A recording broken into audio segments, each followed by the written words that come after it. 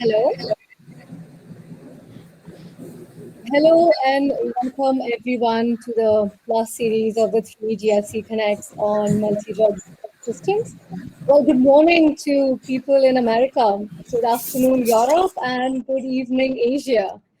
We are thrilled to see a large interest among members of the scientific community with over 153 participants from 18 countries, from academia, government, and industry, registered for this event today to bridge the gap until we meet again, hopefully in 2023 in person. I'm Himansha Singh. I'm a former PhD student from Dr. Henrik Van Veen's lab from the University of Cambridge. I worked on mechanisms and functional analysis of multi-drug transporters and continued as a BBSRC research fellow with Dr. Henrik before moving to India just a few months ago and started my own chemistry-based startup. And hopefully we will launch it post-lockdown. So over to Diego, who's my co-chair for this event today. Diego. Hi, everyone. My name is Diego Novoa. I'm a fifth-year PhD student at Arizona State University, studying environmental engineering. I work under Dr. Otakiu Kanrei-Ben. A lot of my research is focused on studying how bacterial efflux pumps influence wastewater treatment and how that influences cycling of emerging contaminants. So a bit on the engineering side is how I look at efflux pumps. And now on to Ina. Hello, I'm Ina Urbach, professor in biochemistry at Texas Tech University Health Sciences Center in West Texas. It's very humid and hot here already. It's great to see you today at our last of a series of 3 events, and I'm passing it on to Satoshi. Yes. Hello, everyone. My name is Satoshi Murakami, a professor of Department of Life Science and Technology at Tokyo Institute of Technology, Tokyo, Japan. I'm elected as the chair of this, the 2021 GRC together with Ina. That's all. So, Lauren, please. Hi, everyone. Lauren Alexunas at Rutgers University. Hi, I'm Hendrik van Veen. I'm a reader in molecular pharmacology, University of Cambridge. Well, I wish you a very pleasant meeting and look forward to seeing you at table discussions. And I hand back to Himansha. Rick. So before we start the event, I just wanted to mention, so Diego and I are also co-chairs for GRS for 2023. And for some of you who don't know what GRS is, it's a seminar that happens right before GRC kicks in. So one day before the conference, specially organized for early career researchers, students, to present their work in a more relaxed environment, before the seniors come in. So we also have career networking in the seminar with established scientists across academia, government, industry, various people. So we highly recommend you to attend in 2023 and apply for it. Any other questions, we'll be happy to take it later. Now, without further ado, we'll start the event. I would like to introduce our first speaker, Inga Lios, who talk about inactivation of ADE-ABC and ADE-IJK efflux pumps, eliciting specific non-overlapping transcriptional and phenotypic responses in Acinetobacter baumannii. Over to Inga. Thank you for the opportunity to present my work.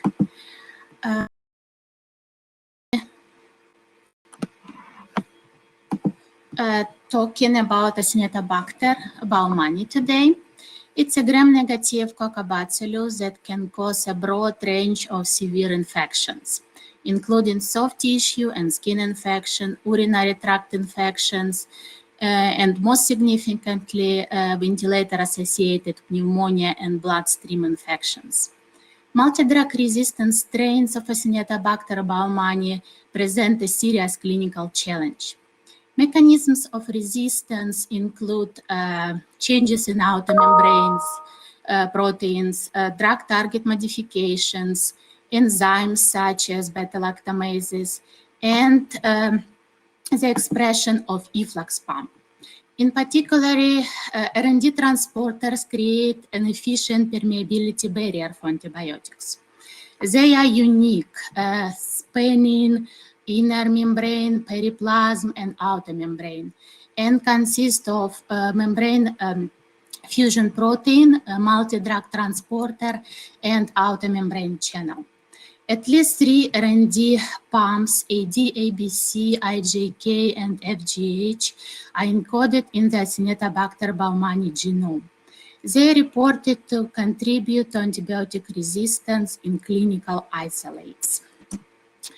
In this study, we analyzed contribution of AD-IJK and ABC in two MDR strains, AYE and 5075. We compared this strain to ATCC 17978, which is susceptible to antibiotics. You can see these 3 Acinetobacter strains are different, have different phenotype and twitching motility. Level of expression ADA and ADI is increased in MDR strains. AYE and 5075 cells were resistant to azithromycin, ciprofloxacin, gentamicin, zeaxanthin, and chloramphenicol, all of which we found to be specific substrates of AD-ABC. In contrast, in MDR strains, we found we had no differences in MICs for erythromycin and SDS, and it was more susceptible to novabiacin. All this, it's a substrate of AD-IJK pump. So the antibiotic resistant profile of AYE and 5075 are dominated by activity of AD-ABC. We previously found that intracellular accumulation of lipophilic fluorescent probe, NPN, is affected by activity of IJK but not ABC. The kinetic analysis of the probe accumulation showed that 17978 cells are the most permeable to NPN, followed by AYE cells, whereas 5075 cells are the least permeable to this probe. We deleted entire IJK operon and found that cells became susceptible to gentamicin and novabiacin. ADB inactivation leads to increased susceptibility to broad spectrum of the antibacterials. When we inactivated both pumps, we found both synergistic and additive responses. So AD-IJK and ABC are polyspecific but have non-overlapping substrate specificities.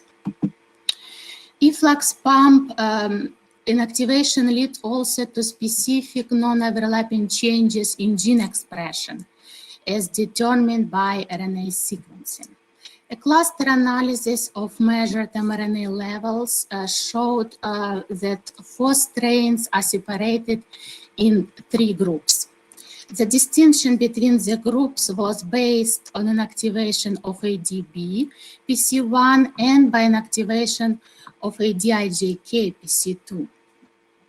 As you can see, the effect of 2 pumps were well separated from each other. The mRNA abundances in double knockout were dominated by ADB, and as a result, these 2 strains clustered together. Inactivation of AD-IJK causes broader changes in abundances of mRNAs, and this response is modified in absence of ADB. In contrast, inactivation of ADB leads to a focused cellular response, which is not sensitive to activity of AD-IJK. So the inactivation of either one of 2 efflux pumps generates a specific gene expression response. We found no cross-regulation between three characterized R&D type transporters in 5075, but upregulation other type of efflux pump was detected, most of them in double knockout mutant. The differences in mRNA profiles between three efflux knockout variants were modified also in several transcriptional regulators. Changing in regulation were strain specific, as you can see, except the transcript of that are type repressor 3622 and 1313 regulator. They were increased in all three efflux knockout mutants. One of the most interesting is TETR type regulator 1645. It was down-regulated in all three efflux deficient cells with more than 13-fold reduction in double knockout strain. 1645 was identified as a transcriptional master regulator of the switch between avirulent and virulent cells. The lower expression 1645 was linked to RQ colony morphology, defects in biofilm formation, and increased motility. Surprisingly, we found that transposon mutant 1645 was more resistant than parental strain to macrolide antibiotics, azithromycin and erythromycin, whereas we found no differences in MIC for other antibiotics. So, IJK and ABC are polyspecific, but have non-overlapping substrate specificity. Inactivation of IJK elicits broader changes in abundances of mRNAs, but inactivation of ADB leads to a focused cellular response. We identified additional efflux pump and transcriptional regulators that contribute to MDR phenotypes of Acinetobacter baumannii isolates. I want to tell thank you, my principal investigator, Dr. Zgurskaya, all members of our lab, especially Justina Adamak, who did RNA sequence analysis for this project, also students and collaborators. Thank you, everyone, and I am ready to answer the questions. All right. Thank you, Edna. So at this time, we got about 4 minutes for talks. So actually, we have a question in the chat right now by Hendrik. Great talk, Inga. How is an activation of AD, ABC, and ADLJK transporters sensed by the cells? So it was specific. We had different growth inhibition for them, depends on inactivation ABC or IJK pumps. Also, it was changes in biofilm formation. For example, delta IJK for 5075 MDR strains was lose its biofilm formation ability. And motility also was changed dramatically for 5075. So they had really specific changes, depends on deleted efflux pump. Okay, all right, thank you for that. We have one more question. It says, I'm sorry if I missed it, but how was the RNA-seq experiment? I assume that means. So I think they're asking how the RNA sequence experiment occurred, or what process did you do? RNA sequence was done only for 5075 mutants and wild type, and it was standard procedure, was purified RNA and total RNA, and then sent for sequence to facility and then analyzed compared to wild type. So. Okay, we have one more question. Great talk, Igna. Just a comment, is it possible that the ABUW1645, the transcript factors for all transporters, or downregulated, maybe because there were some native substrates involved? Any info on that?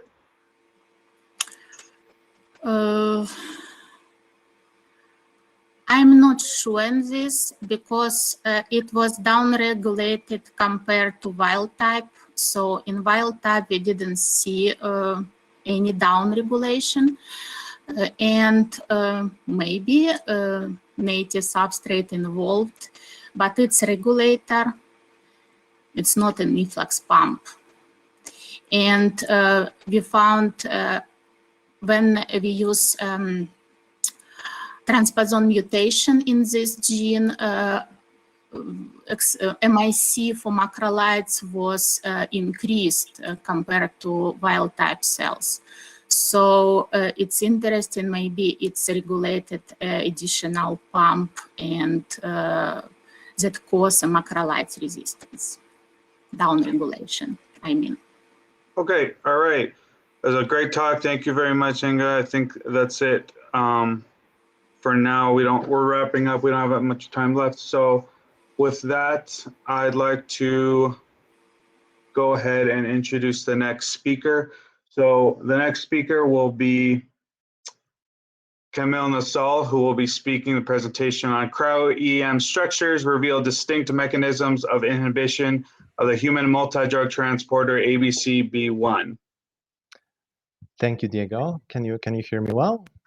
Yes. Perfect. Let me just share my screen.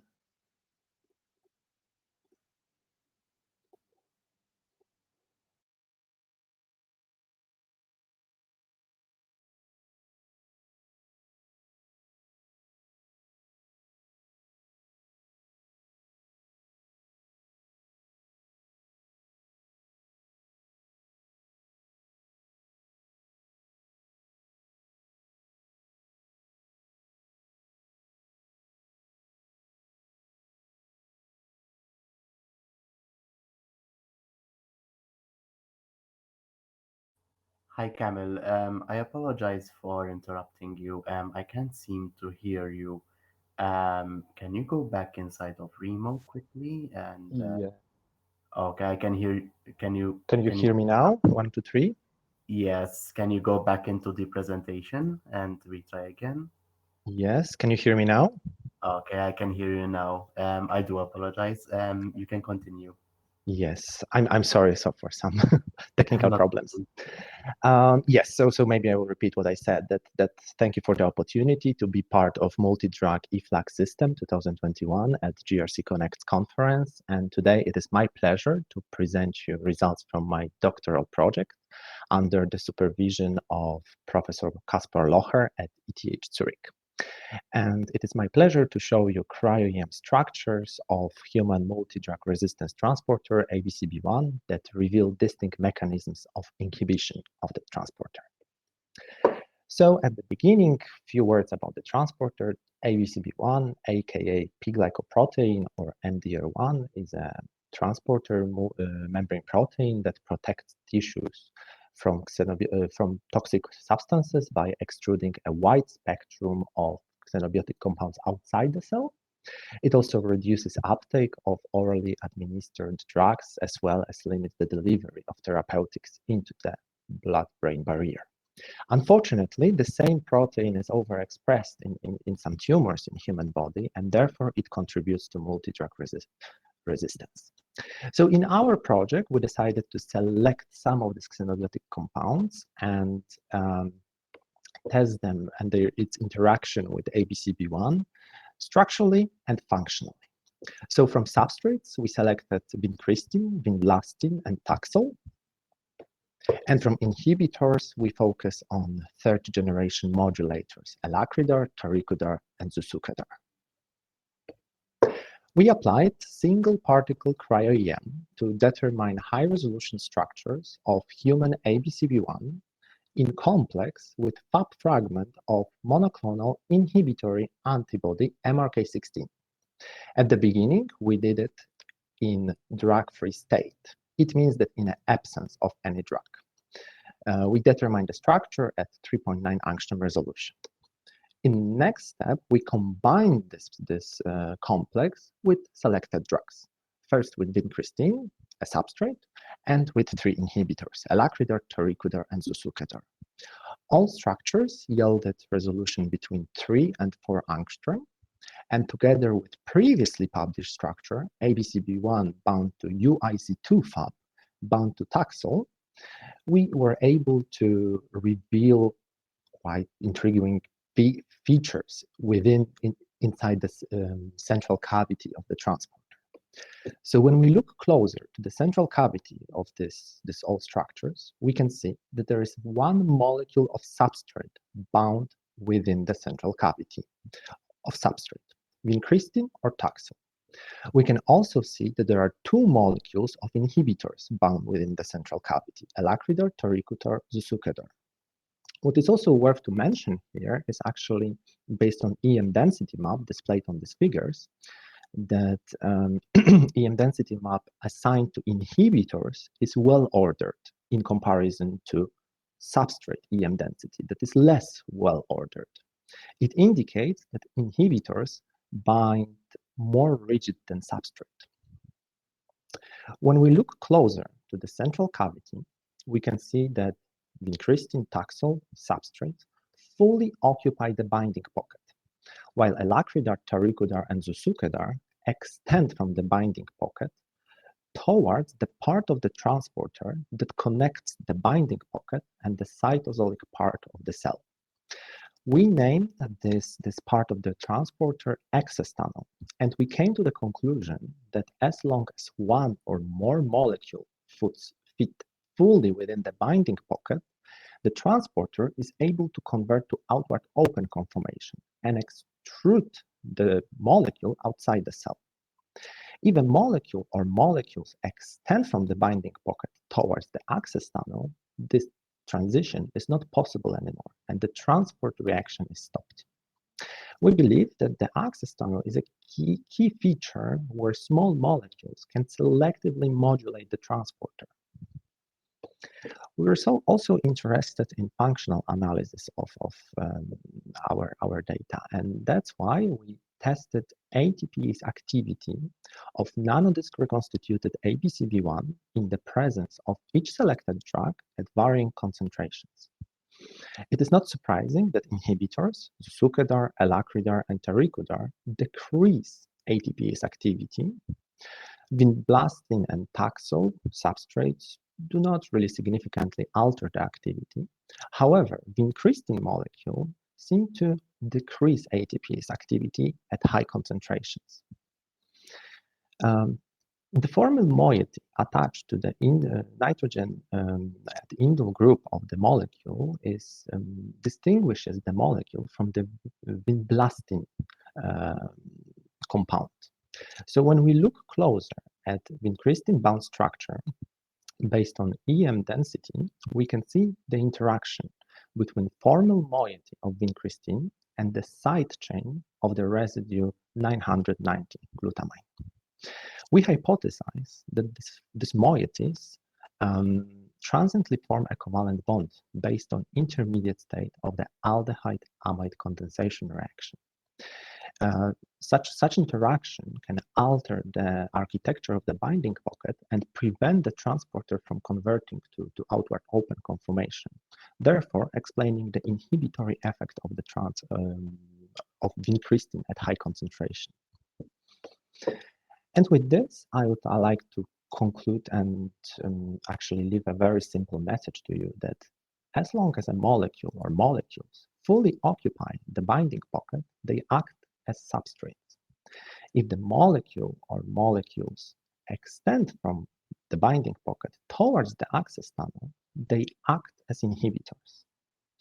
As a future direction, I guess we would love to design and develop improved ABCB1 modulators, and this is something that is ongoing in collaboration with industry. At the very end, it is my pleasure to acknowledge my supervisor, Professor Kasper Locher, as well as other members of the group who participated in this project. Also, Dr. Amer Allen, Dr. Naoya Fujita, and the Scientific Center for Optical and Electron Microscopy at ETH Zurich. Thank you so much, and I'm happy to answer your questions. Thank you so much, Kamil. I mean, as you can see, question answer section is just bombarded. It was a great talk. Oh, yes. Very Now well I can explained as well. Yeah, so I think we'll go with what had maximum votes. Wow, there's a competition. Well, I think I'll combine two of them. If you can just quickly discuss if the inhibitors at low concentration, transported by the transporter, and if so, do they also compete with each other? So have you whether or not there is a competition at certain concentrations, etc., etc. I'm sorry, I have a little connection issue. Could you repeat the question? I'm really sorry for it. Yeah. So have you tried seeing at what happens at low concentration of these inhibitors? Do they become substrates, and if so, do they also compete with each other? Yes, so we never mix these Right. drugs. That's my first action. However, this low concentration is a very, very interesting factor. No, we unfortunately were not able to test functionally our selected drugs at low concentration because ATPase activity assay that we used is not so sensitive. However, literature actually is quite divided when it comes to it because drugs like Taricodar or Elacridar are reported in one publication that, oh, in low concentration, actually we see the transport. And in second publication, they claim they don't see this transport. So we came to the conclusion that our results a little explain this phenomenon, that at low concentration, this transport can happen because if single molecule of Taricodar or Elacridar binds inside, we think that transport can occur. Right. Yeah. And so what happens, say, for instance, if do you think that the inhibitors can compete out substrate as well? Have you tried something like that? Because you have both in there, right? Have you tried adding them together? No, we didn't try add them together. However, right. when we have only inhibitor, there's something like interface between two molecules. And we need to remember, these molecules do not, let's say the one inside the binding pocket and the one in the access tunnel, both molecules interact each other. And right. if someone would like to try a substrate and inhibitor, we also have to consider the interaction between these two drugs. No, we didn't try it, but I think it's worth to try. Yes, I agree. Yeah. The other question I would like to take here, have you been able to gain structure without, monoclonal antibody bound? Does the antibody preclude you from getting structures conformations? Yes. Of course. I mean, I will rephrase maybe this question a little. Why did and sorry, just to add on to that question, because it's quite related, why was MRK16 selected instead of UIC2? Yes. So, so maybe I will start why. So we used the FAB fragment because it facilitates structure determination. We took into consideration that the FAB is actually inhibitory because it binds on the top of the transporter it binds extracellular loops and it clamps it there. It means that it cannot convert into inward open conformation. However, the sample that went for cryo-EM never met ATP. So we believe that this drug actually went into the binding pocket, into the central cavity, the way how it's going on in nature, in our body when we administer this drug. And why we use MRK16? Well, because UIC2 FAB was published earlier, so that's very simple. Okay.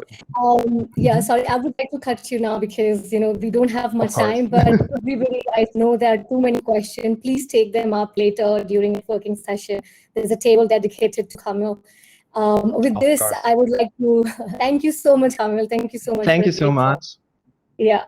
Now I would like to introduce our third short talk speaker, Sandra Kowalska, will talk about molecular insights into the inhibitory activity of penicillin A hydroquinone for hedgehog receptor patch 1.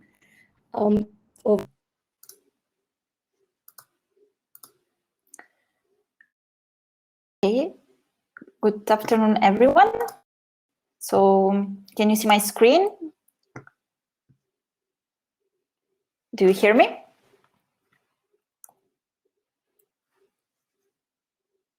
Hi, Sandra. Apologies. Yes, we can see your screen and hear you. Can you see my screen?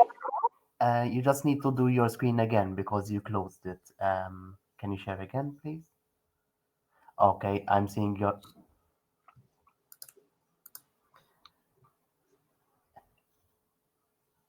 Okay, I'm seeing your screen now. Can you hear me also? Yes, I can hear you. Can you hear me? Yes, I do. Awesome. Okay, then I'm seeing your screen, Molecular Insights. You can continue. Okay, so good afternoon, everyone.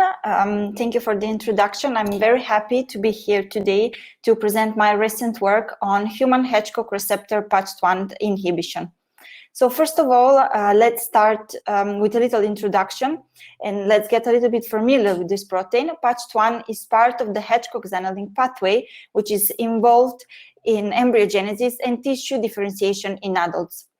Structurally speaking, PACH shares homology with the prokaryotic RND family of transporters. In fact, if we take a look on its structure, it recalls the monomeric structure of ACRB from E. coli.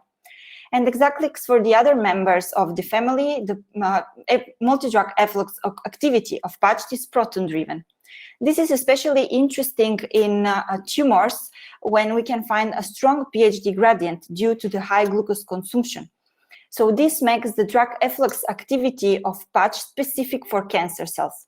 Moreover, PACH is overexpressed in many cancers like breast, melanoma, myeloid leukemia cancers. So we can easily conclude that the inhibition of PACH1 drug efflux can represent an attractive new strategy and selective new strategy in cancer research.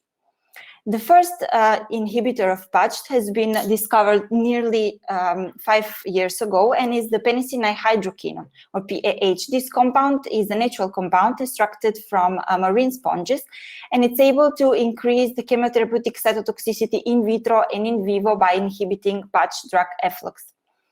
A short SAR analysis on the compound revealed that some of the modifications are detrimental for the activity, while others are not. For example, the saturated compound on the double bond is still able to inhibit PACH, while the oxidated compound, the quinone, the penicillin quinone, has no inhibitory activity. So still we don't have cryo-EM structure or crystallographic data of the binding between PACH and the ligands. We performed a computational technique in order to explain the binding between PACH and the inhibitors. So we started from an already published cryo-EM structure, and our first step was the target characterization of this structure. We performed a pocket identification using cover analyst, and we identified 3 main pockets that can possibly be occupied by the ligands. We also performed a hotspot analysis by fragment-based binding site identification in order to identify portions of the protein that will most likely be involved in binding with small ligands.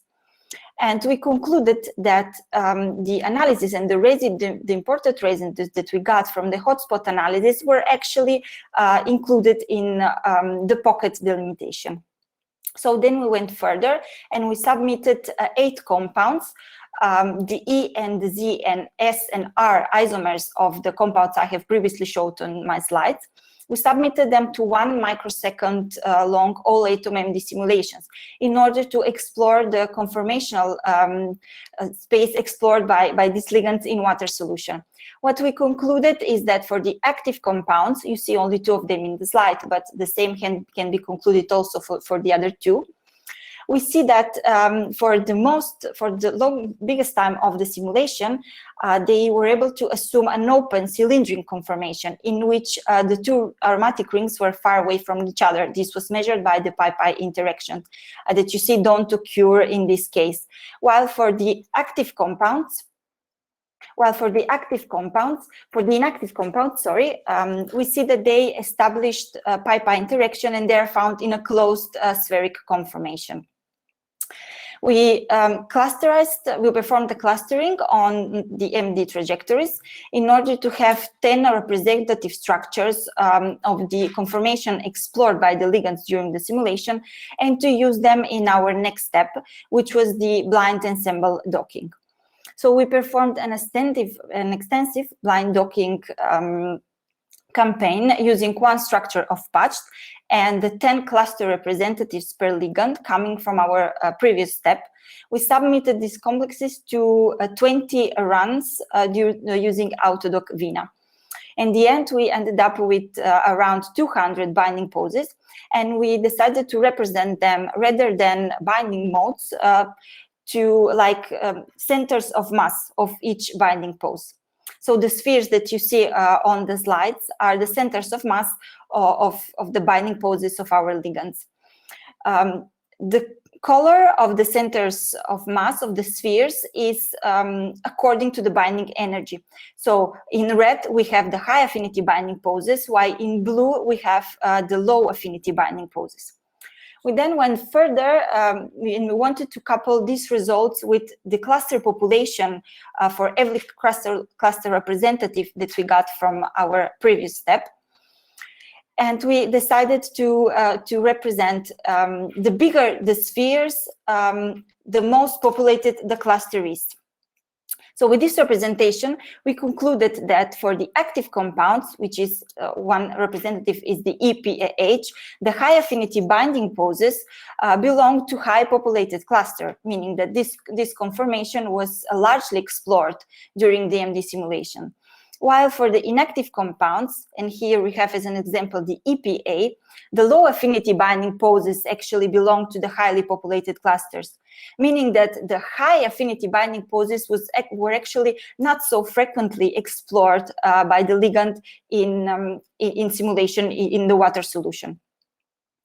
So in order to identify which was also the main binding pocket and the main binding site for the active compounds, we performed a statistical contact analysis and we identified some relevant residues that were establishing more frequently contacts with our ligands. Like, for example, on the slides, you see them in yellow, the vanillin, the tryptophan, the leucine, and this can be interesting, for example, with future mutagenesis experiments in order to demonstrate experimentally that actually the neck pocket is the binding site of our compounds, of our patched inhibitors. So as a conclusion, we can say that rigid ligands or ligands that are able to have an open conformation in water solution will be better patched 1 inhibitors, will be better binders, and that most likely the region of binding of the inhibitors is the central cavity of the protein.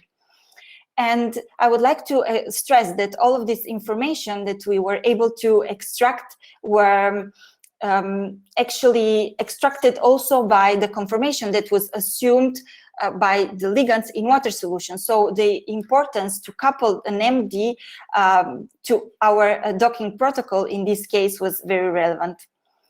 And as a future perspective, we are now working on the design and synthesis of rigid analogs in order to prove our hypothesis. And of course, we are also working on MD simulations on membrane embedded protein ligand complexes in order to have more precise information about the binding mode and the binding affinity of these compounds for patched. So with that, I would like to thank the people from University of Cagliari that helped me in realizing this work in all the MonMod lab, and also my supervisors in France.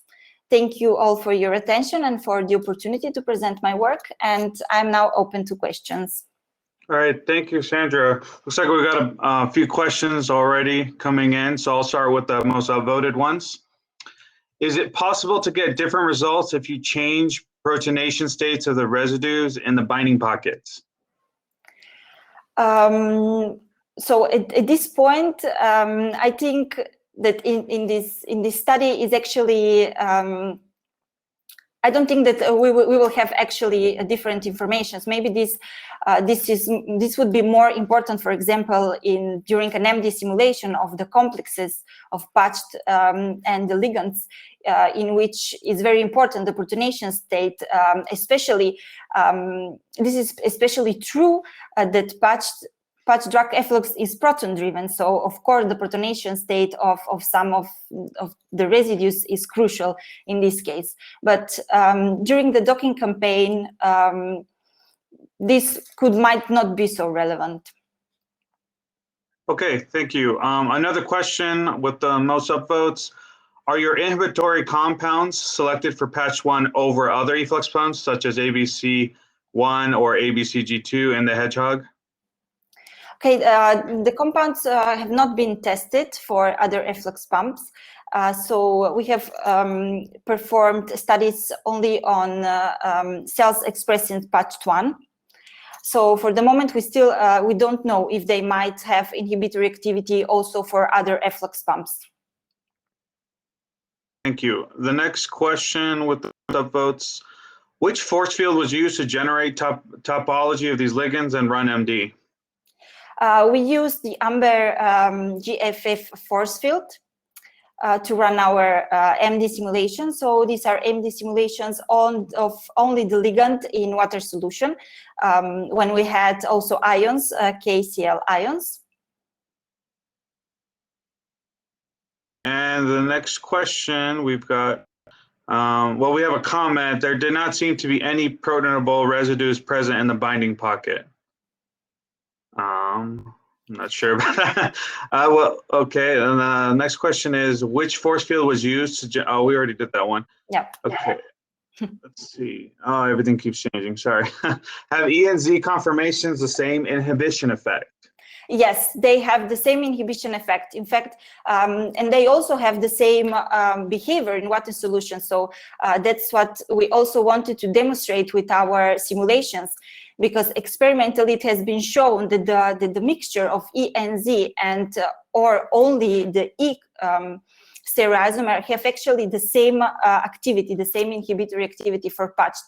And we also observed the same in our simulation. So we have actually the same results for E and Z for the docking and also the MD simulations.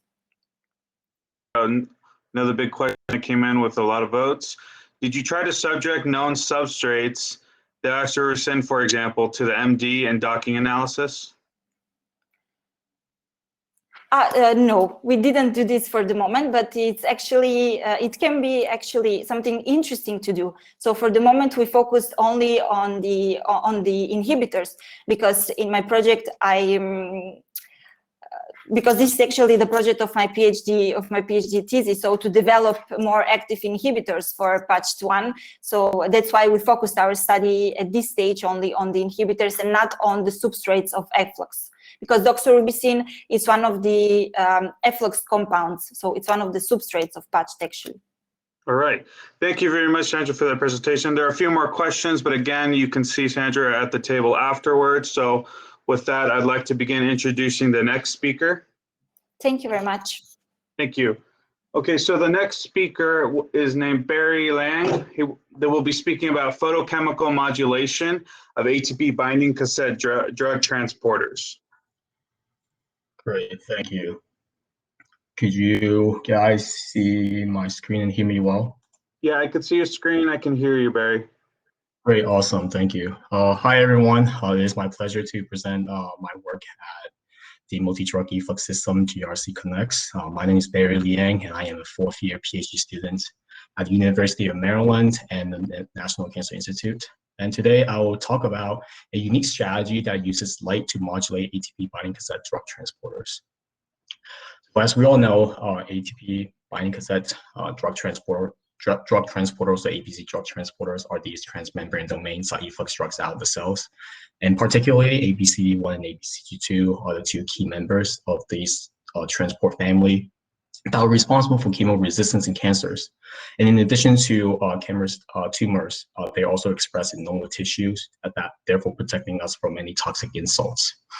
And there are what's so special about these transporters that they can transport a very wide range of drugs out the cell. This is some of the examples drug substrates for these transporters. And as you can see here, most of these drugs are anti-cancer drugs that are currently in use in the clinic. And over the years, significant efforts has been put forth to develop inhibition strategies to inhibit these transporters. But however, most of them have failed due to the non-specific normal tissue toxicity that imposed. So the question that we want to answer is that how can we achieve selective inhibitions of these transporters at the tumor sites while sparing any of the normal tissues? So to achieve selective inhibitions, I want to introduce you to a light-based technique called photodynamic therapy, or PDT. So PDT is a non-thermal photochemical modality that uses light activations of a light-absorbing compound called photosensitizers to produce fluorescence for imaging, as well as to produce photochemistry for cellular modulations. So actually in the clinic, after we administer the photosensitizers, it will have a non-specific distribution within the body. And ideally, we would like to see the photosensitizer to be localized in a target tissue, in the case cancers. However, if this is not the case, we can still use light activations to locally confine our activation of our compounds the area that we want to do. And actually, PDT is a very clinically relevant modality that has been approved for many cancers and pre-cancer conditions across around the world, and is currently being investigated in clinical trials for treatments of other cancer as well. And additionally, advancement in optical fibers and technology can also allow light to be delivered deep inside the body for broader applications. So our question here is, can we use PDT to inhibit these ABC drug transporters to overcome the multi-drug resistance that they imposed? So to understand how PDT modulates the ABC drug transporters, we have to first look at drug transport process work. So this is the proposed substrate transfer mechanism. So this process begins with a substrate binding to the TMD domains, and subsequently ATP molecule binds to the MBE domains. And this binding causes a conformational change from an inward open conformation to inward closed conformations. And at this point, the drug is effluxed out. And subsequent ATP hydrolysis resets the conformation back to the inward open conformation for the next cycles. So therefore, it is very obvious that altering ATPase activity or even the protein structure is crucial for inhibition of these ABC drug transporters. So in our lab, we're very interested in a photosensitizer called metaporphin, or BPD, and this is a FDA-approved photosensitizer for wet age-related macular degenerations, and it's also in clinical trial for other various cancers. And what we found previously is that BPD is actually a substrate for ABCB1 and ABCU2. As shown here by the flow cytometric data, incubation with transporter inhibitors actually increases the BPD accumulations in cells that expresses either ABCB1 or ABCD2. So since this is a substrate of the transporters, BPD must interact with the protein at some point during the translocation process. When we use in silico docking of BPD into the solved structure of ABCB1 and ABCD2, we found that BPD binds within the substrate binding pockets, which is consistent with the transport data, suggesting that BPD binds to the protein and get effluxed out by the ABC drug transporters. And what I'm showing here are the two diagrams showing the most favorable binding poses of BPD in these transporters. So now we know that BPD binds to the transporters. What will happen when we activate these agents? So what will that do to the protein itself? First, we investigate the effect of PDT on the ATPase activity of the transporter in a membrane vesicle model. So on the x-axis you see here is BPD concentrations, and on the y-axis is the ATPase activity of ABCB1 and ABCG2. So what we observe is that without light activations, as shown here by these solid lines, is that BPD itself actually inhibits the ATPase activity in a dose-dependent manner with an IC50 value of 2.2 and 7.9 respectively. And upon light activation at 0.05 joules per cm square, you see here the dotted lines, the inhibitions of the ATPase activity is significantly enhanced and reduces the IC50 value by more than 3-folds for the ABCB1 and ABCG2.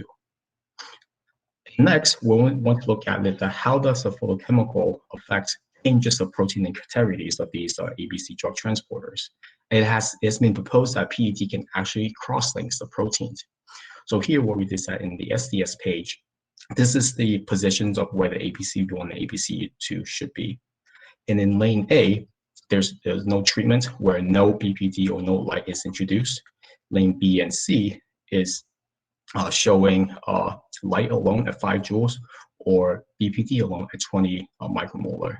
And we can see here with either component by itself doesn't really alter the protein positions of ABCB1. Well, however, when we combine the two, which is indicated in lane D, is that we saw the disappearance of the protein structures. And consequently, there are protein aggregates at the top of the gels. And here we're showing both similar effect in ABCB1 and ABCG2. And we also validated these changes in protein intensity in image J. As you can see here, only the PET group, which is the last group here, shows that it induces protein damage as by showing the white bar, and also increases the protein aggregations within the samples. So therefore, in addition to inhibiting ATPase activity, which I showed in the previous slides, the generated photochemistry can also be used to damage the protein structure of the transporters. So in conclusions, today I have introduced to you a technique called photodynamic therapy, which is a non-thermal photochemical process that we can use to selectively inhibit the function of ABCB1 and ABCB2. And what I show here today is that light activation in BPD potentiates the inhibition of ATPase activity for both of the transporters.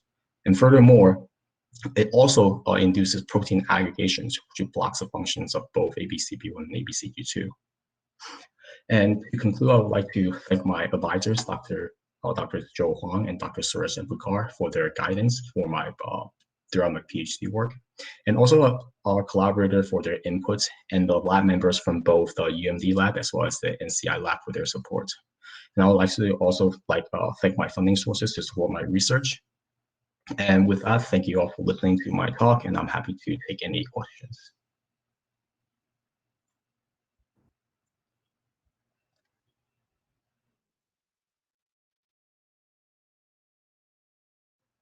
Wow, too many questions. Well, we'll take the one with 7 are both great. So how close does the light source need to be to selectively activate the photochemicals in the tumor? Can the light penetrate the tumor?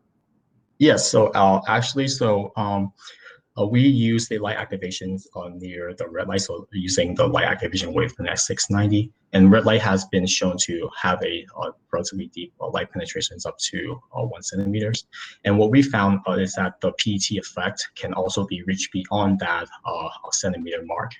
And we can use light to penetrate the tissue either by directly shining onto it or using inserting a optical fiber directly into the tumor to allow for light activations. Wow, that's very interesting. Great. So the next question is, your PGP and ABCT2 aggregation upon irradiation looks like many other proteins aggregated too. How selective is it, for the treatment to tumor cells? Yeah, so actually, the other proteins that we see here in our gel electrophoresis is actually the other membrane proteins that are present on the membrane vesicle models. So here our selectivity of our treatment lies in the confined light activations of our technologies. So other proteins on the tumor cells would also likely be cross-linked and aggregated along with the transporter itself. Right, okay. There's one question that I also personally like. Did you see inhibition of ATPase without light exposure? No, right, okay. Exactly. So it is the combination of the light activation and the flow sensitizer. Okay. So there's another question on how was the gel run? Did you boil the samples? Basically, like how did you run the gel? What did it require anything extra since it has BPT in it as well, maybe? Yeah, so in our loading die also already have some beta mecapinol to try to minimize any of the potential aggregation and heat the sample to 80 degrees for like 3 minutes before running into the gel. So what we're seeing here, the aggregations is likely due to the proteins induced by the photochemical effect. Yeah. And I think we'll just take it as a last question. How focused is the light along the axis of incidence? Does it focus to the point or diffuse along the axis?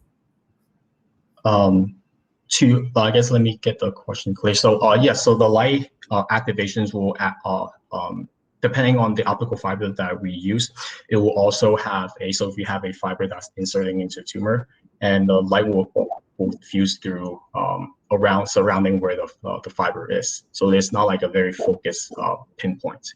I think that's what the question is asking. Yeah, but I mean, either ways, I think like people who have more question, they can always discuss this with you. So yeah, guys, just discuss with Barry at the networking session as well. We're running out of time, so we'll just introduce our next speaker. Thank you so much, Barry. And Thank you. with this, yeah, thanks a lot. So with this, I'll introduce the fifth short speaker now, Zili Yu, who will be talking about in situ structure of the ACR-AB Tall-C Efflux pump. Hi, Zili. Yeah. And see my screen? Yeah, I can see your screen, yeah. Okay. Thank you for the introduction, and thanks for giving me the opportunity to share our work at the meeting today. And I am a PhD student at Dr. Zhao Wang Lab in Baylor College of Medicine. And today I will talk about our work in situ structure of the ACR-AB Tall-C Efflux pump at sub-nanometer resolution. So the ACR-AB Tall-C pump within E. coli is representative of the R&D type efflux pump. It is constitutively expressed. It can export a wide range of substrate, and its homologue exists in many gram-negative bacteria. Therefore, it's important to analyze the detailed structure of this pump. And in previous cryo-EM studies, we have reviewed the architecture of the ACR-AB Tall-C pump. However, the in vitro structure do not necessarily represent the real conformation of the protein inside the cell, and there are some questions still unresolved. For example, the assembly mechanism of the pump inside the bacterial cell envelope and its conformational states when the pump is actively working in vivo under different conditions. Therefore, we want to directly visualize the pump within native bacterial cells, looking at its transporting process and the different conformations. So to accomplish this goal, we use cryo-electron tomography and the subtonogram averaging method, which can enable imaging of protein within native cells. And in this method, we first vitrify the whole cell, and then the sample is tilted to a series of different degree angles. And at each angle, we take a projection image. Those images are then combined and reconstructed to a 3D volume that includes the whole cell structure and as well as all the protein structures within the cell. So the advantage of this method is that it can directly visualize protein structure inside the cell, and with the continuous development of the cryo-ET workflow and the data processing software, now the sub-nanometer resolution structure is achievable for protein inside the cell. This is a movie showing one tomogram from our data, and the Z level is moving down to show the particle at different XYZ positions. And at this Z position, we can see the outer membrane, the inner membrane, and the peptidoglycan cell wall clearly, and also the pump side view particle can be visualized on the cell envelope. And as the Z is moving further down, we could observe pump top view particle as small circles on the cell surface. And this is showing the full 3D volume of this tomogram. And this is all the particles we could pick out from this cell. And after this particle picking, we could perform particle alignment to align the orientation of each one particle, and then perform the averaging to increase the signal to noise ratio, and we could achieve the in situ structure of our protein of interest. So in the previous single particle studies, the Tall-C channel is always open unless the ACR-A and ACR-B are cross-linked. And in our data, we first analyzed the E. coli added with antibiotic chloromycin, And the average map shows a clear constriction in the middle. A clear constriction in the middle indicating that TOC is in the closed state. However, this is unexpected because the pump should be actively transporting substrates. And our functional data also shows that the E. coli overexpressing ACR-AV TOC has a much higher MIC than the wild-type E. coli cell, indicating the pumps are indeed functional. So then, to validate that the pump can still be open in our system, we treated E. coli with an inhibitor MBX3132, which is known to lock the pump in an open conformation. And the average density map shows a continuous conduit from TOC to ACRA, representing the open conformation. Therefore, combine these results, they indicate that the antibiotic transportation may be a transient process inside the cell. Therefore, the majority of the particles observed at any given time are in the closed conformation. And what's more, we have in the E. coli added with antibiotic sample, we found that some particles do not have TOC on the top, and they represent the ACR-AB subcomplex structure inside the cell. And we observe in the average density map that the top of ACR-A is interacting with the peptidoglycan cell wall, which is further verified by cross-linking and mass spec experiments. So this result indicated that the ACR-AB subcomplex may be an important intermediate state during the pump assembly process inside the cell. However, in the previous study, the resolution is still limited to about 15 to 20 angstrom, limiting the observation of more detailed architecture of the pump. Therefore, in an attempt to achieve a higher resolution in situ, we chose the E. coli added with inhibitor sample, where the pump should be at a very stable conformation, and we used a better microscope with a higher magnification. And in these tomograms, we could identify pump side view and top views more clearly. And the average density map shows a 7 angstrom resolution. In this figure, the density map is fitted with the in vitro structure of the pump with inhibitor. And in the cross-section of TOC and ACRA helix region, we can see the helix bundles are clearly discernible. And in the cross-section view here, we observe that the ACRA has a rotation compared with its in vitro structure, and this is likely caused by ACRA being in its native environment, anchored into the inner membrane. And to look at the ACRA and ACRB interface more clearly, we performed a focused refinement, which means we use only the features of the lower ACRA part and ACRB part to do the refinement.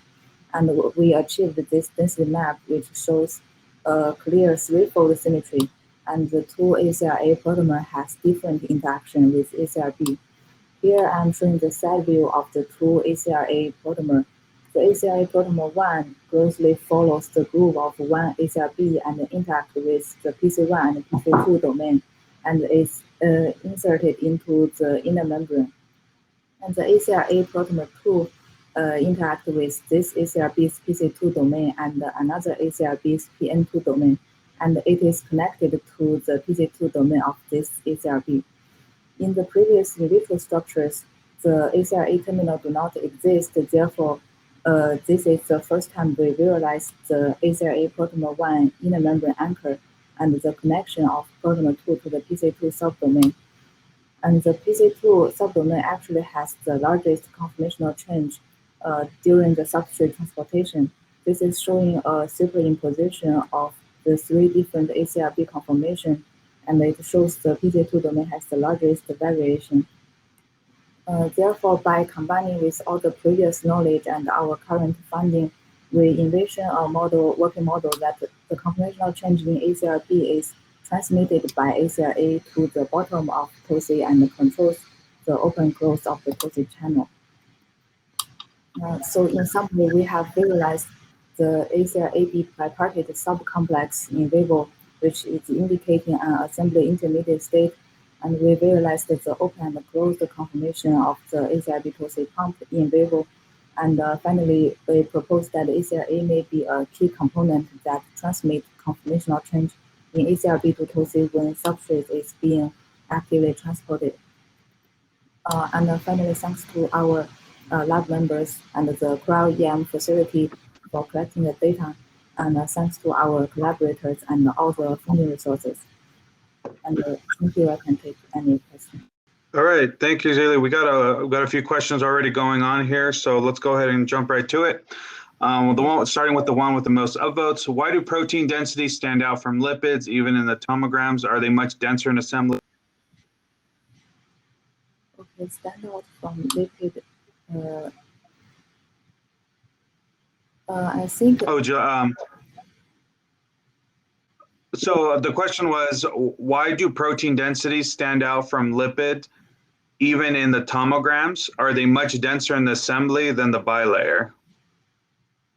I think the protein, because for our current resolution, we could, and it's a bit lower at the nearing membrane position. So the resolution is the highest at the TOC and ACRA helix part. So for the part that's nearing the membrane, and especially the ACRP part, maybe some protein part cannot be perfectly fitted within the density map. So we are just concluding that we can observe the membrane anchor of ACRA and its interaction with the ACRB polymer. Okay, great. So the next question is, how many units of ACR-AB TOL-C are present per E. coli cell? So this question is, how many transporters are there per E. coli cell? Yeah, we induced the overexpression of ACR-AB and the TOL-C. So although the expression may vary from cell to cell, but if in a good contrast tomogram, we could observe for like 300, so hundreds of the particles on the cell, maybe 300 to 500 of the particle we could pick out from one tomogram.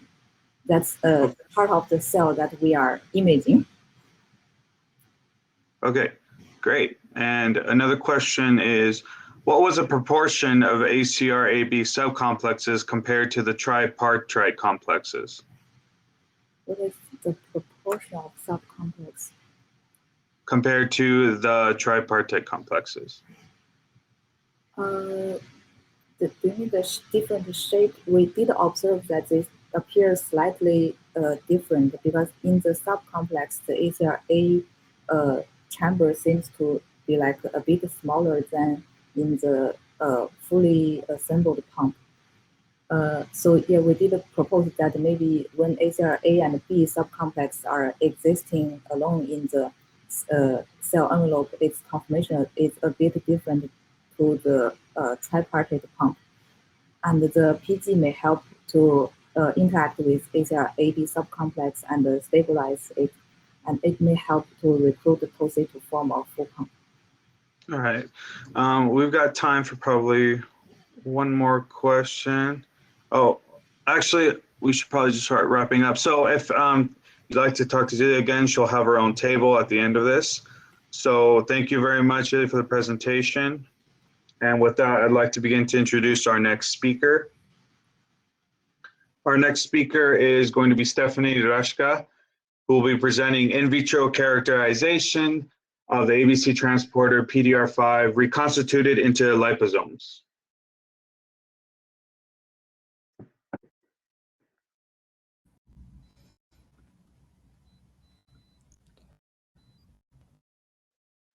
Hi, Stephanie. Hi. All right, it looks like you're all set to go. I can see your screen and we can hear you. Go ahead.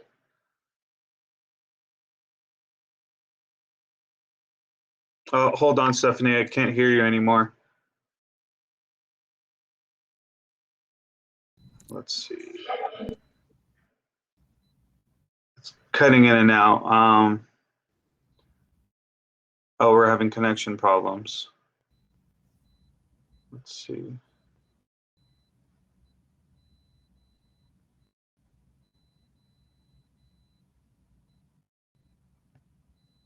So can you hear me and see my presentation? Yeah, I can see your presentation and hear you now. Okay, perfect. So thank you again. And I would like to give you a short insight into my project about the in vitro characterization of the ABC transporter PDR5, which was reconstituted into liposomes. So PDR5 is the most abundant ABC transporter in the common Baker's yeast, Saccharomyces cerevisiae. This yeast encodes for at least 30 different ABC transporters, which are localized in the plasma membrane and in the membrane of different compartments. These ABC transporter form the first line of defense, which is the so-called pleiotropic drug resistance network. This network protects the cell by exporting symbiotic compounds out of the cell. Part of this network is also PDR5, which is regulated by different transcription factors. In the wild type, PDR5 is expressed with 42,000 molecules per cell, but in the lab we are working with a mutation in the transcription factor PDR1, which allows us to overexpress PDR5 even in higher amounts than this. PDR5 is a full-size ABC transporter with a size of 170 kilodalton, and it has a broad substrate spectrum. Furthermore, PDR5 has an uncovered ATPase activity. This means so far there's no substrate known which could stimulate its ATPase activity. But still, nevertheless, the activity of PDR5 is level. PDR5 also belongs to the family of asymmetric ABC transporters. This means we have one degenerated NBD and one canonical NBD, which are forming one inactive nucleotide binding site, which is the NBS1, and one active nucleotide binding site, which is NBS2. So the easy to handle organism of the Baker's yeast and the high amounts of PDR5, which is expressed per cell, makes this transporter to a perfect model system for asymmetric ABC transporters, like, for example, CDR1 from Candida albicans. So in the past 30 years of research, there were a lot of studies published with PDR5, with whole cells, with plasma membrane vesicles, about the different motifs, but so far there are no in vitro studies because during the purification, PDR5 was inactivated due to the detergent. But now, finally, after all this time, we are able to purify PDR5 in an active state. And here I would like to show you the cell exclusion chromatogram of the purification. And on the right side, you can see the SDS gel and the Western blot with samples from the fractions from this elution you can see here. So, as I mentioned, we have now PDR5 purified in active state. You can see there are no impurities in form of other proteins, and we have a high yield. So we picked one of those fractions and used it for the reconstitution into liposomes. And with this protoliposomes, we did some first functional studies. And here I would like to start with the NTPase activity assay. Here we can show that PDR5 is able to hydrolyze ATP, GTP, CTP, and also UTP. And for all of this, for nucleotides, we could determine the kinetic parameters, which you can see here in the table on the right side. For CTP, we measured the highest activity, followed by ATP. And for GTP and UTP, we only measured a low activity compared with the other two nucleotides. But only the Km of ATP is within its physiological range. And beside the ATPase activity assay, we also did some transport assays. And here I would like to show you how this assay was done. So of course we need a couple of things. We need our protoliposomes with our PDR5 reconstituted. And of course we need a substance which is transported. And in this case, we decided to go for 6,6-NBD-PC, which you can see here. It's a lipid, and it has this fluorescent NBD label at one chain. So how it works is pretty easy. We have our protoliposomes with a protein. We add the NBD-PC to the solution, and in solution it's non-fluorescent. So what happens after some time is that the NBD-PC starts to incorporate into the outer leaflet of the liposome. And after this, we are adding some magnesium ATP to energize our transporter. So ATP is hydrolyzed, our PDR5 is energized, and the NBD-PC from the outer leaflet is then transported or flipped into the inner of the liposome. And now, of course, we want to know about the amount which was transported, so we have to measure the fluorescence. So here at the beginning, we only have some buffer in our cuvette, so we see no fluorescence signal at all, and then we are adding our sample. Our sample means we have our protoliposomes with the NBD-PC incorporated in the outer leaflet and also in the inner leaflet. So we see here this increase in the fluorescence. When the signal is stable, we're adding a quencher to our sample. In this case, it's dithionite, and this quencher cannot enter the liposome. So only the NBD-PC, which is located in the outer leaflet of the liposome, is then quenched. This is why you see here this drop in the fluorescence. And again, when the signal is stable, we are adding some triton, and triton can fully destabilize our liposomes, and we still have our quencher inside. So now all the NBD-PC, which was protected before, is also quenched now. This is why we see here this huge drop in the fluorescence to nearly 0. And here I would like to show you the first data we gained. So first of all, of course, we used the PDF wild type and ATP as energy source for the transport. And we measured after certain time points. And after 100 minutes, you can see that around 60% of the NBD-PC the inner. The control we used the Q mutant, which is the dead mutant of PDF5, because it's not able to hydrolyze ATP anymore. So here we are also measured after 100 minutes, and we can only see around 0.5% of NBD-PC, which was then in the inner leaflet of the liposome, which is more likely due to passive flip-flop than due to active transport. Furthermore, we did a time kinetic for ATP. Again, after 100 minutes, 60% was reached. We did it for the EQ. There was no active transport. And we also tried to use GTP as energy source, and it looks nearly the same as for ATP. But maybe you remember, for GTP, the efficiency was 5-fold less compared to ATP. Furthermore, we tried some first inhibitors. In this case, ketoconazole, ortovanadate, and oligomycin, which are well-known PDF5 inhibitors, and all 3 substances could inhibit the NBD-PC transport. After this, we also tried to generate some first curves to determine the IC50 values for oligomycin and ortovanadate. To sum it up, the purification works perfectly. We have PDF5 now in an active state. It's highly pure. We have high yields. The reconstitution works perfect. We have pure PDF5 in a membrane system, and it's still active. We have a functional NTPase activity assay. We have a functional transport assay. So I would say we have now all the tools for PDF5 for the in vitro studies. So now I'm coming to my end, and I would thank all participants for your attention. I would like to thank Lutz for this interesting project, and mostly the GRC Connects for giving me the opportunity to present my data here today. And now I'm open for questions.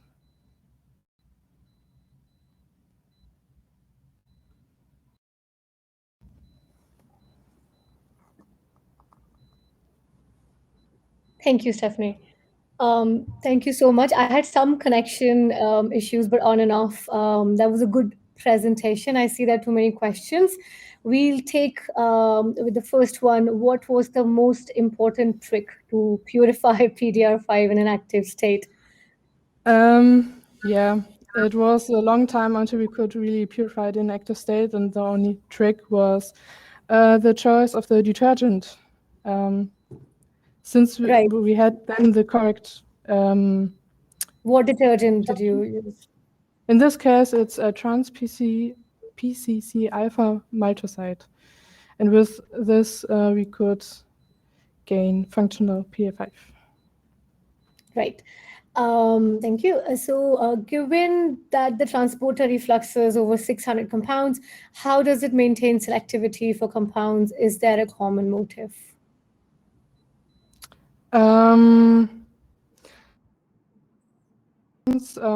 About the selectivity, yeah. But they are more selected by their due to their structure. So yeah, how can I say, big substrates are better transported than small ones. Right, yeah. There's one very interesting question here as well. How do you determine orientation of the protein? How do you know that they're all oriented? Do you have some methods that you did so you know the percentage, or somebody also asked along the same lines, how many protein do you reconstitute? Were you able to verify that as well? So if you can just touch upon that. Yeah. Yeah, this is an ongoing experiment. Also, yeah, but it's not now. So the amount of PDF5 which is really reconstituted can be determined about the orientation. Yeah, we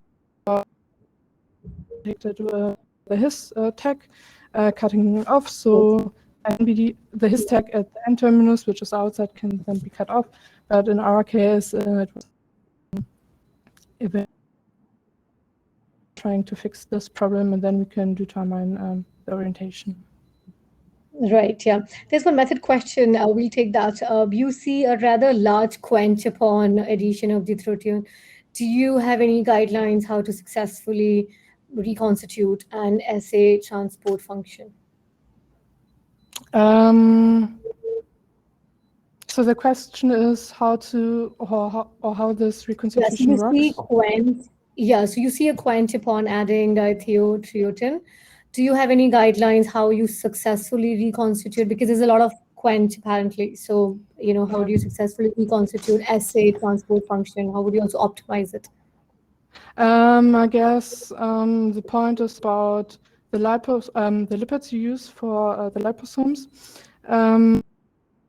Different one, and I guess it's really about the lipid composition you have, and depending on the lipid composition, also you have different efficiency of reconstitution then. Yeah, right. Okay, anyways, I think more questions can we take up later. Thank you so much, Stephanie. And with that, I will introduce the last speaker for our GRC Connects today. So I would introduce Tommaso Felicity, who would talk about from quinoline to quinoline-based SRS nor efflux pump inhibitors by coupling focused scaffold hopping approach and pharmacophore search. Hi. Yeah, so can you share your screen, please? Can you see my screen? Okay, so good afternoon, everyone. So Staphylococcus aureus is one of the 6 XK pathogen, and it is well known for its methicillin-resistant strain, causing about 80,000 cases with 11,000 deaths worldwide per year. The most studied efflux pump in Staphylococcus aureus is Norei, belonging to the major facilitator superfamily. But unfortunately, there are no structural information about Norei, and this lack of three-dimensional crystal structure of these efflux pumps has strongly hampered the structure-based drug discovery.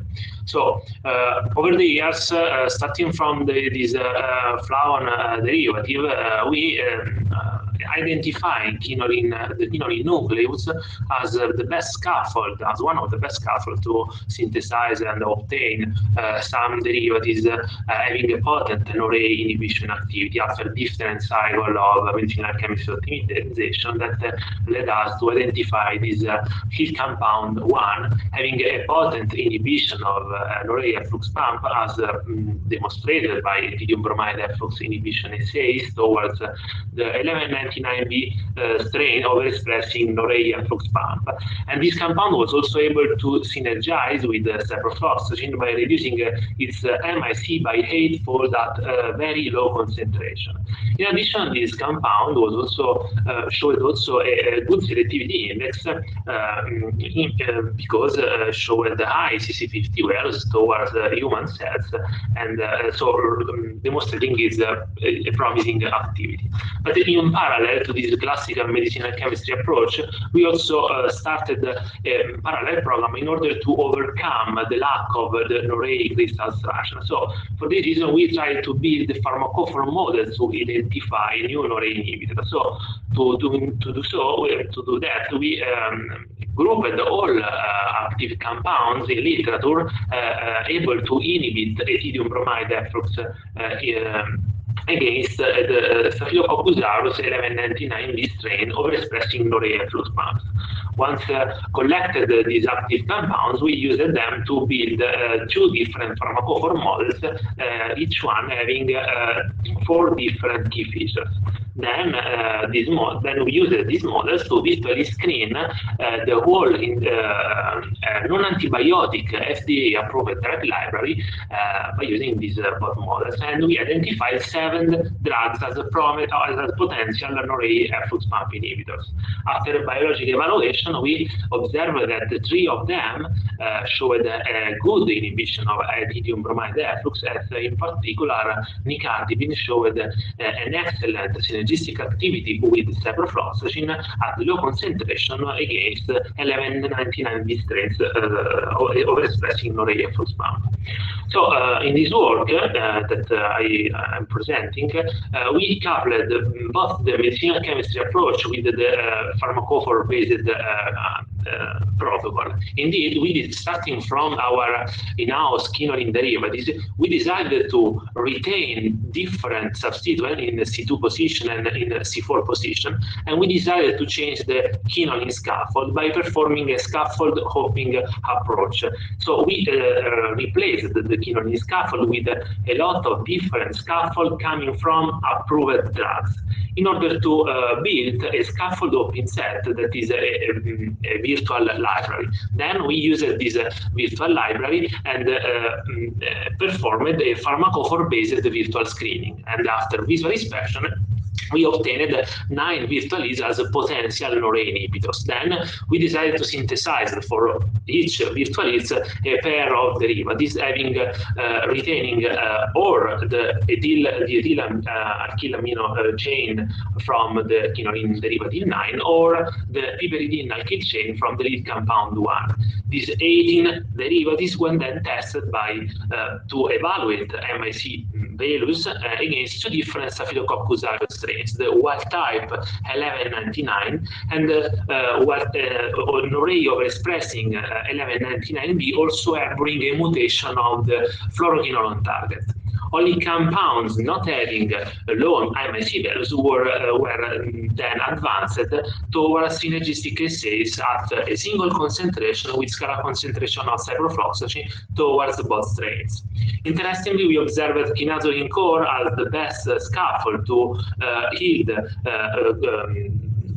good Norrea inhibitors, and for this reason we decided to extend this series by synthesizing new derivatives having this scaffold but with a different substitution pattern.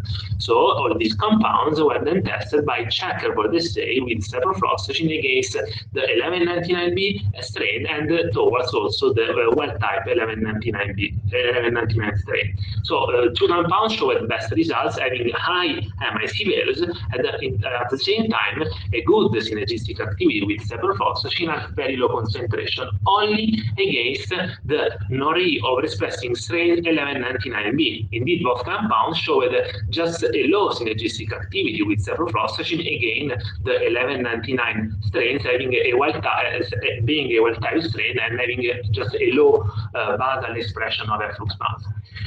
Then, in order to prove that the synergistic activity with ciprofloxacin of both compounds was related to the Norrea inhibition, we also tested both of them by checkerboard assays with ciprofloxacin against the key 2378 strains, just only overexpressing Norrea gene. Both compounds showed high MIC values and at the same time good synergistic activity at very low concentration. And interestingly, when we repeated the same assays, same synergistic assays against the key 1902 strain having the Norrea gene deletion, we did not observe any synergy with ciprofloxacin for both compounds. So in this case, we observed that we indirectly proved that both compounds can inhibit or can work in synergism with ciprofloxacin by inhibiting Norrea function. And further evidence of that was demonstrated by ethydium bromide efflux inhibition assays at 50 micromolars against the 1199B strains, where both compounds showed a good percentage of inhibition of ethydium bromide. In addition, interestingly, both compounds showed high CC50 values against two different human cell lines, highlighting a good, promising selectivity index. In conclusion, we also performed enzyme kill curves with ciprofloxacin for both compounds against 1199B strains, and observing that both compounds can reduce the ciprofloxacin concentration needed to kill bacteria, Staphylococcus aureus bacteria. So in conclusion, we used our in-house pharmacophore models to virtually screen a virtual library that we generated by performing a scaffold topic approach, and we identified new NORA inhibitors. But interestingly, these two models were also recently used to identify new efflux pump inhibitors for non-tuberculous mycobacteria, also overexpressing efflux pumps belonging to the major facilitator superfamily as NORA efflux pump in Staphylococcus aureus. So for this reason, we can speculate that our pharmacophore models can really predict potential efflux pump inhibitors towards of efflux pumps belonging to the major facilitator superfamily. But anyway, we in this work also obtained two different quinoline derivatives having a potent NORA inhibition, such as lead compound 1. So the next step will be to definitely prove that NORA efflux pump inhibitor could work also in animal models. And for doing that, we are really open for collaboration. So I would like to thank all of you for the kind attention, and in particular Professor Sabatini and all of the CERCITIS group and all collaborators for biological essays. Tommaso, thank you very much for that presentation. You did a lot of work in this work. Looks great. So we got some questions coming in. So great approach for tackling NORA-mediated resistance. Did you check for modifying cyclic nitrogen moiety? NORA shows much more resistance against Norflox and Muxiflox. They differ at that position. So they're asking about the cyclic nitrogen moiety.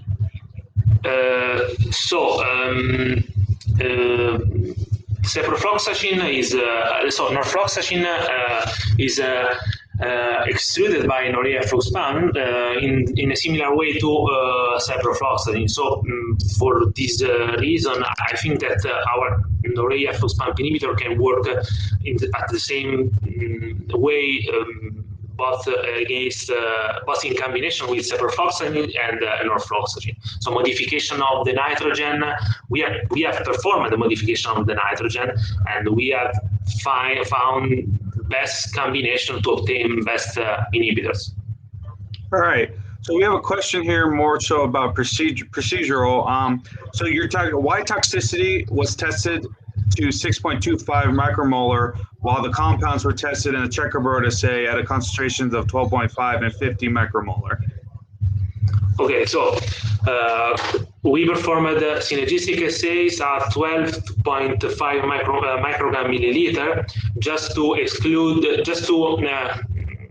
see the compounds showing synergistic activity. Then we performed, for best compounds, we performed checkerboard assay at scalar concentration, and we observed that our best compounds, two best compounds, showed a good synergistic activity at 0.78 microgram milliliter. And for this reason, we performed cytotoxic evaluation just at 6.25 microgram milliliter, just to have a selectivity index in the range of 10. And 550 micromolar concentration were used for a titanium bromide efflux assay that is a phenotypic assay, just to understand if NORA is inhibited in 5 minutes. All right, so last question. At what point in this work would the analysis of PK and ADME properties of the compounds become important? So it is important for the lead compound 1. We performed PK properties in vitro, of course, such as metabolic properties or solubility, log-D evaluation. So compounds showed good PK properties. So the next step for this work is to prove the potential of this compound in animal models. So for this reason, we are open for collaboration, because we are medicinal chemists. All right. Okay. Thank you very much, Tommaso. So if you have any more questions, again, he will be there in a table. So at this time, I'd like to invite all the chairs back on screen. I'd like to announce that there will be a networking event after the remainder of this. Hi, Anna. So I highly encourage you all to join. This is a great opportunity, especially for graduate students, postdocs and PIs alike. It's a great opportunity to network, find other people. You know, as Tommaso was saying, he was looking for. So it's a great opportunity to look, see who else is doing work similar to yours, and to see what the future leaders are like, and fellow peers in your area. So that, and a reminder that will end at 12 p.m. So everything will be over at 12 p.m. But at that time, again, all the short talk speakers will be available in their own tables for additional questions. So I would like to thank the GRC, in particular the President and CEO Nancy Gray, for granting us not just one, but 3 GRC Connect events, and Amelia Fallon and Megan Habersham for patiently addressing all of the many questions we had, and for helping us organize everything around these events to run them so smoothly. Also, thank to the remote technician, Gary, for always staying so calm and run the events efficiently and seemingly effortless. And then thank you all for attending today. Please do not be sad if your abstract was not selected for presentation this time. Perhaps we could host another event, maybe next year, and we sure hope to see your abstracts for our in-person meeting, hopefully in 2023. So I want to reiterate Diego's encouragement, students and postdocs. These events were organized for you in particular. Please stay around for the networking. It is so important to your future careers to network. Go to several tables, scout for me, and then send us back feedback in the survey that we will send out after the event. And please help us make these events better. See you at the tables.